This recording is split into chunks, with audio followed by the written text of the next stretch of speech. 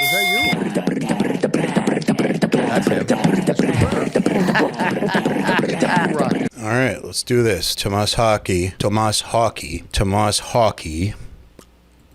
video. When I think about Tomas Haake, the thing that stands out for me is not technique. You know, I'm not a drummer. I've never been a drummer. I actually did take drum lessons for about 6 months, maybe 20 years ago, so that I could communicate with drummers without embarrassing myself, but that's as far as it went. I experience Haake's playing, like most people, from the outside. And what blows me away is not the mechanics, even though those are obviously amazing. It's that he plays these rhythms that should break your brain, yet they groove and they hit so hard. They actually make you want to move, and that matters because it's not some niche technical flex. This is coming from the drummer of a band that quietly rewrote the rules for heavy music. In case you're not aware, Tomas Haake is the drummer and primary lyricist for Meshuggah, a Swedish metal band that reshaped how modern heavy music works. If you've ever heard the term gent, whether you like it or not, this band is the reason for why it exists. Their influence is fucking massive. It's touched pretty much everyone in the metal scene. You can hear it all the way from artists like Periphery. You can hear Devin Townsend talking about it in his songs.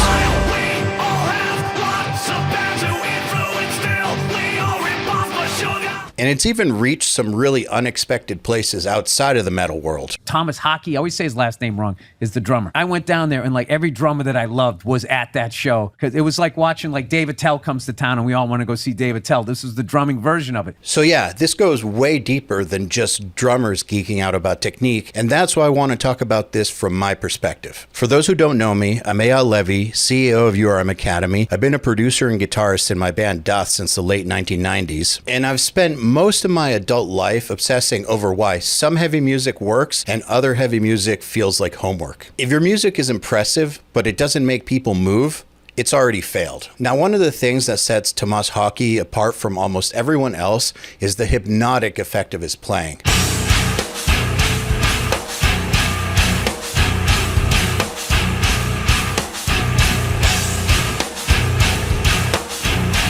We've all heard those math bands or those ultra tech bands where it sounds like people are trying to solve a calculus problem on stage. It's definitely impressive, but it's cold. It's cerebral, not physical. With Meshuggah, you never get the impression that the pattern matters more than the impact. The riffs hit you in the chest first. The complexity reveals itself later. If you have to understand the pattern before you can feel it, something's wrong.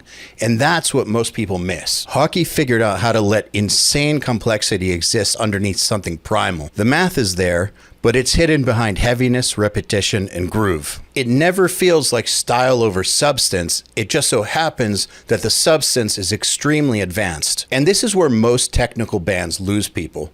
The moment your brain switches into analysis mode, that's when the physical connection disappears. The best heavy music doesn't ask for permission to hit you. And speaking of making records that actually hit people, this video is brought to you by Nail the Mix. If you want to learn how to mix and master metal, Nail the Mix is the place to do it straight from the best. Mixers like Will Putney, Buster Odeholm, Jens Bogren, Nolly, TLA, David Bendeth, and artists such as Gojira, Meshuggah, Periphery, Opeth, Nickelback, and over 100 more. At the start of the month, we released the raw multi-tracks from the session so you can download them straight into your DAW and mix the song from scratch. Getting your hands on this kind of source material is an incredible learning opportunity, just so you can see what the standard really is like at this level. Then, at the end of the month, the mixer does a live stream where they break down exactly how they mixed it on the record and answers your questions live. You can also join our monthly mixing competition. Submit your mix, vote for your favorites, and win prizes like microphones, guitars, plugins, gear, and a lot more cool stuff. And your membership comes packed with extras. All the URM plugins, MixLab with over 150 tutorials, Riff Hard for guitarists, and access to our private community on Discord and Facebook. So if you're serious about leveling up your mixes and learning from the very best, check out nailthemix.com today. It's at the link in the description of this video. Now, what keeps Meshuggah from falling into the trap of sounding analytical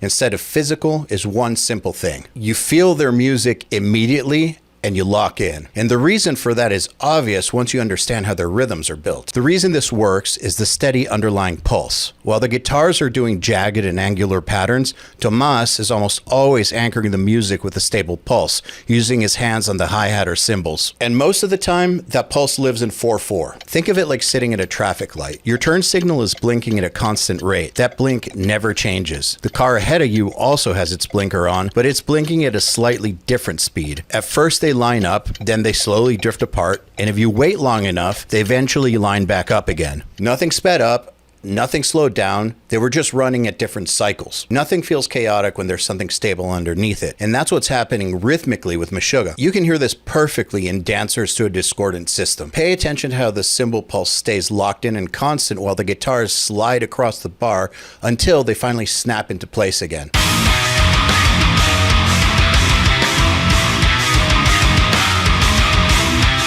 The guitars and the kick drums are grouped in odd patterns. 11 beats, 23 beats, doesn't matter. It's typically something that doesn't fit neatly within a bar of 4/4. Because of that, the accents keep shifting their position relative to the downbeat. The pattern rotates across a stable grid, and it only feels resolved once it finally realigns with the pulse. So contrary to popular misunderstanding, these aren't constant time changes. It's something called polymeter. The grid stays put, but the patterns move across it. And the pattern can change, but the groove is always there. That's actually why Meshuggah riffs also feel so solid to play as a guitarist. Even when the pattern's doing something insane, there's always a grid your body can latch onto. You're not guessing where the weight is, you're not floating, you're locked into something immovable. And that pulse gives your body permission to move while your brain catches up later.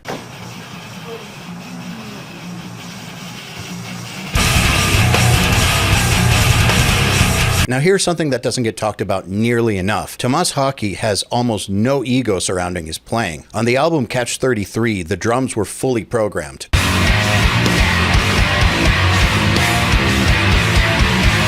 A lot of drummers, especially at this level, would not be cool with that. They would see it as a threat.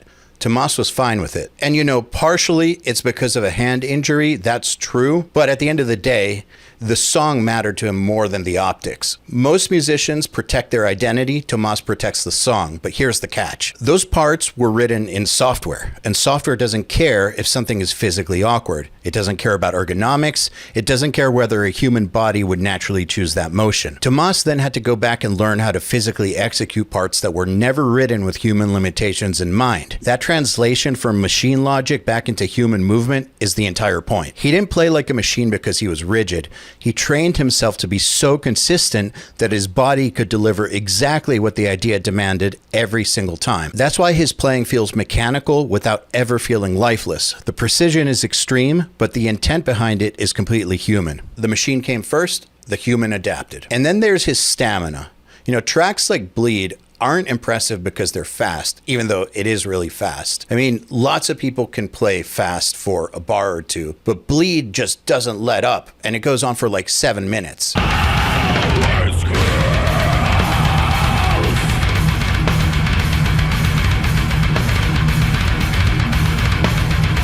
Bleed is a sustained test of mental focus and endurance. I've tried to learn that pattern on guitar, and yeah, I can make it through a few cycles of it, but eventually it just becomes exhausting and hard to keep your place. He keeps that herda pattern going throughout the entire song. And he actually had to change his foot technique to a lighter, more economical approach just to survive the song. I just basically had to kind of change my approach to how I played the bass drums, because I always used to just like pummel like really hard, only like single strokes. And for this one, I don't play as hard on the kicks. Kind of lean back more and you kind of keep your feet in the air, and it's more like tap dancing, like. Yeah. The intimidation factor with this is not the speed, it's the consistency. You know, any lapse in focus will show up immediately. What makes Bleed especially brutal is that the pattern's constantly shifting its relationship to the pulse. You're not just repeating something fast, you're tracking where you are inside the cycle at all times. Now that's a mental load layered on top of physical exhaustion. The first time I heard writing like this, I didn't understand any of that. I just knew it sounded insane and unbelievably heavy. I can still remember hearing Future Breed Machine for the first time, you know, when those minor seconds fade up and then that crushing rhythm comes in.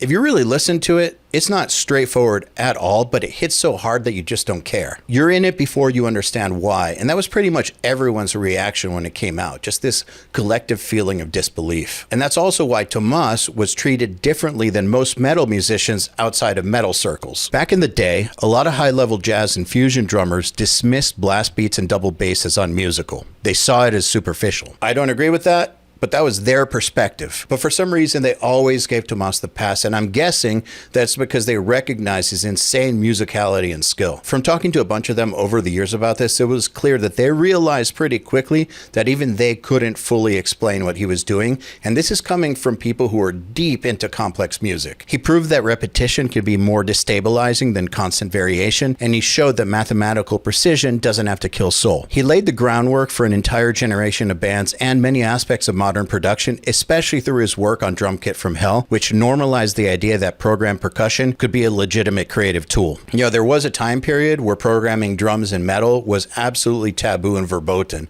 Now it's pretty commonplace. But here's the part that still gets me the most. He figured out how to be machine tight without losing the human element that makes people want to move. And it was not by chasing flash or by showing off. It was by committing to control, restraint, and intent. And from a guitar player's perspective, that's both terrifying and really inspiring, because once you know that kind of control is possible, there's no excuses left. You got to up your game. So I'm curious, let me know in the comments, what was the first Meshuggah song that broke your brain? Or if you're a drummer, what part of Tomas Haake's drumming still feels impossible to you? Let me know in the comments. As always, like, share, subscribe, like I said, comment, and we'll see you next time.